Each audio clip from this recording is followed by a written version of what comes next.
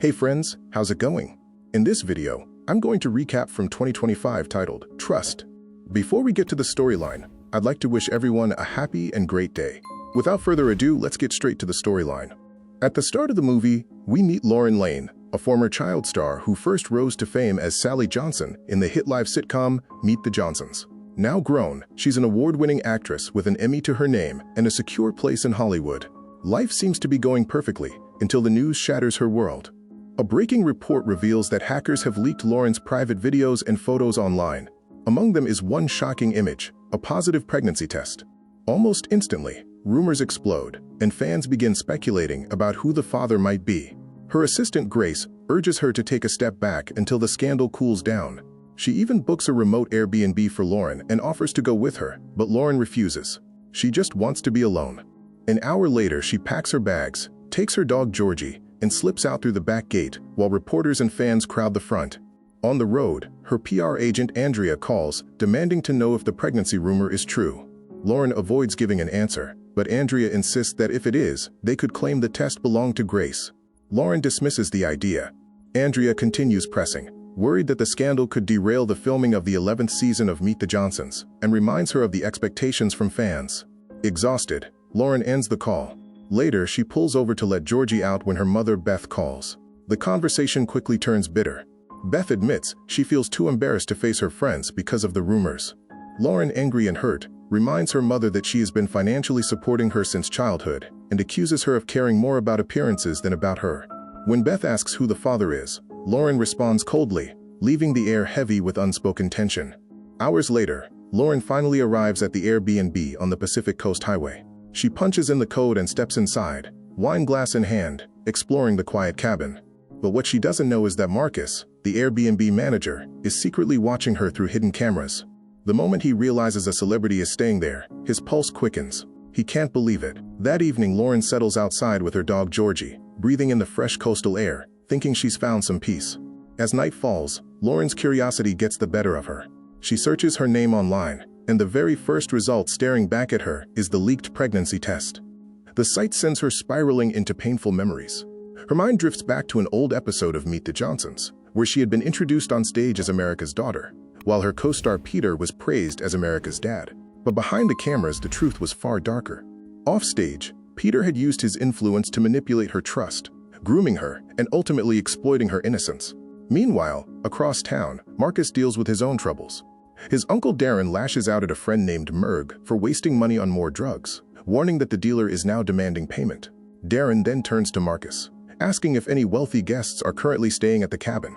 Marcus, nervous and defensive, insists that no one is there and reminds Darren that the cabin is strictly off-limits. Darren refuses to back down. He reminds Marcus that he lives under his roof and threatens to expose Marcus's past drug abuse to his employer, but Marcus pushes back, pointing out that he is the one with a steady job, the one keeping the lights on in the house. Darren falls silent. Back at the cabin, Lauren receives an unexpected call from Peter. He wastes no time on pleasantries, demanding to know where she is. Lauren responds vaguely, saying only that she is at a cabin, trying to clear her mind. Peter's response is cold.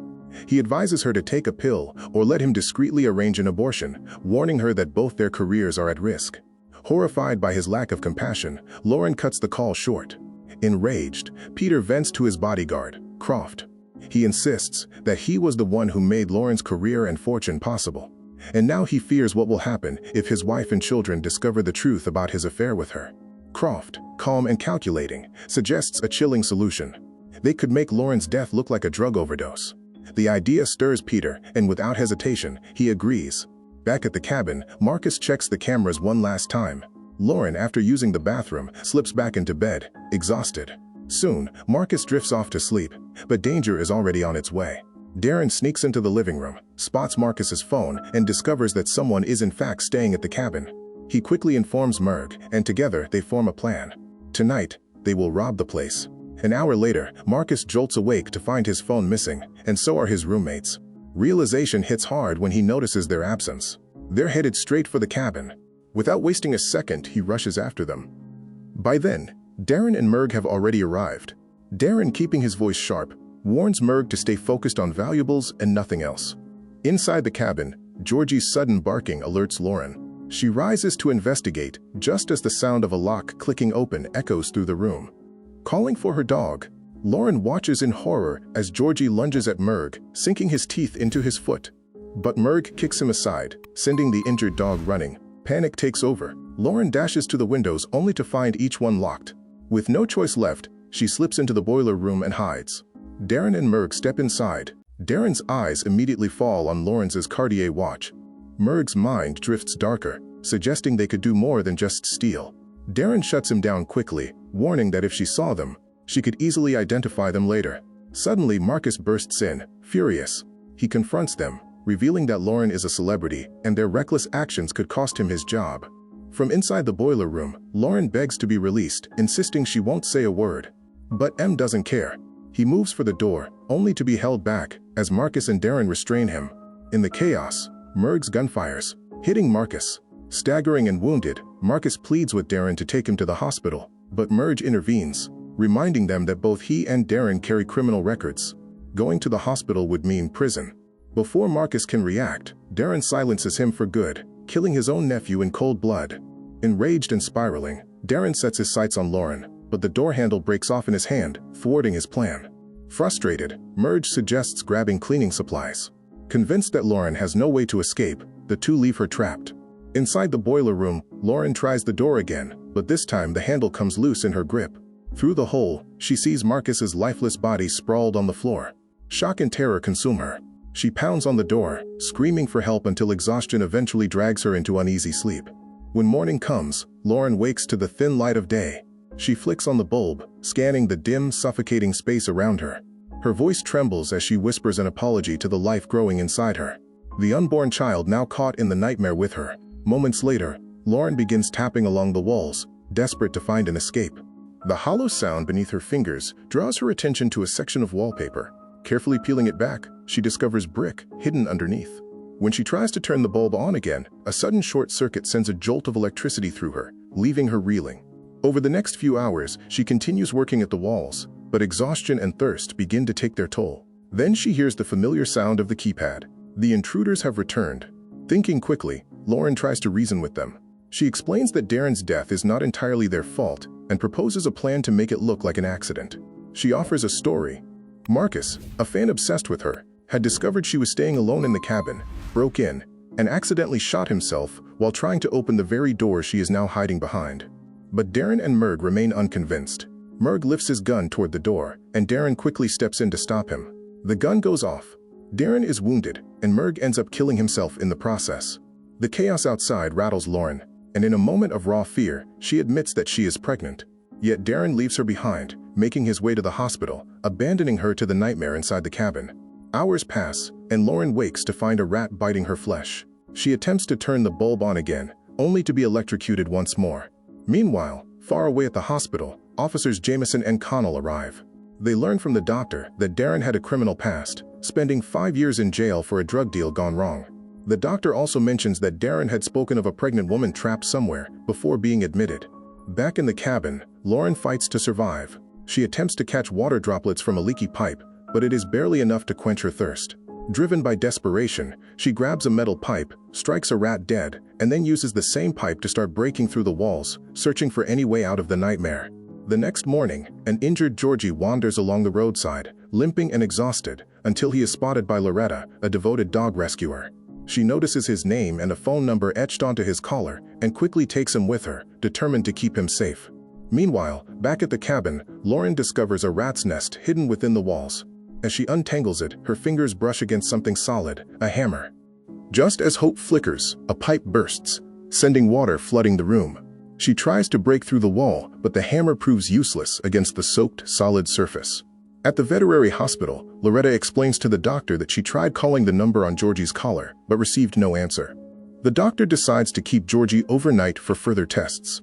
Hoping to reach the owner, Loretta posts a photo of him on social media. Elsewhere, police officers arrive at Darren's apartment. The building manager explains that 3 people live there, an uncle, a nephew, and roommate. Officer Jameson inquires if any of them have jobs, learning that the nephew works at an Airbnb along the Pacific Coast Highway. As they investigate, Officer Connell spots a blood-splattered t-shirt tucked inside a room.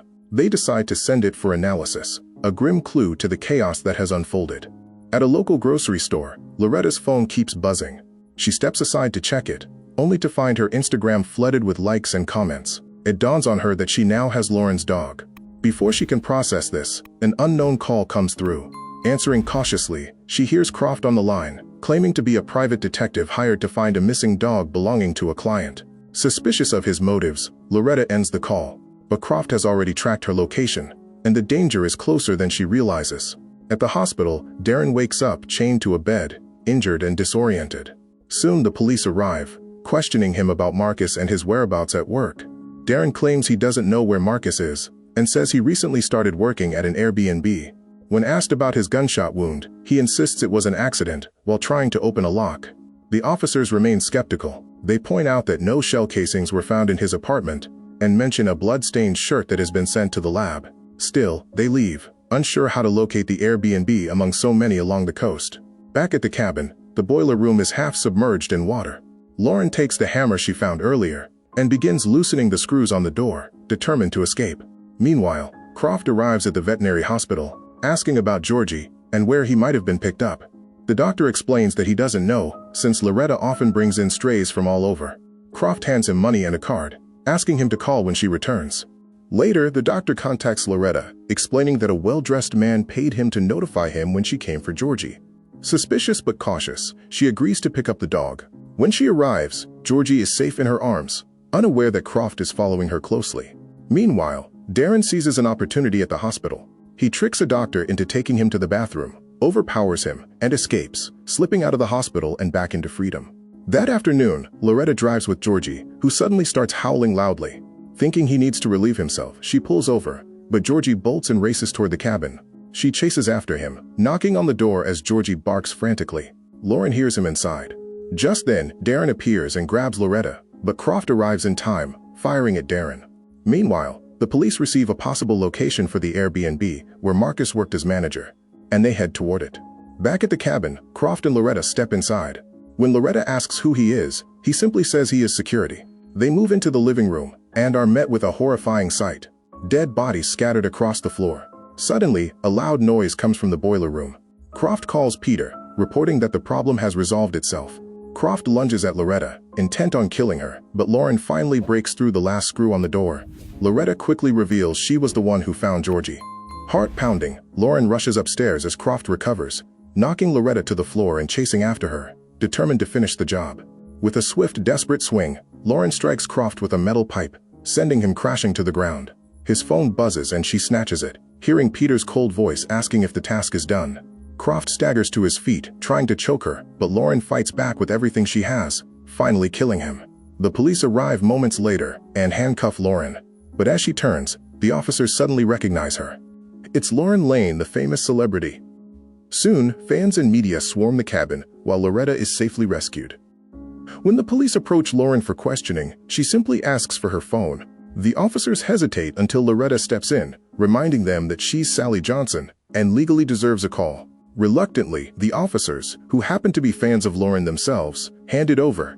Without wasting a second, Lauren posts her pregnancy test on social media, reclaiming her voice. In the end, Peter is exposed and arrested for attempting to murder her. And that's how this story ends. Lauren went through betrayal, danger, and fear, but she survived and finally got justice. Peter's crimes caught up with him, and she reclaimed her life. Tell us in the comments how you like the explanation. And don't forget to like, share, and subscribe. Thanks for watching, and I'll see you in the next one.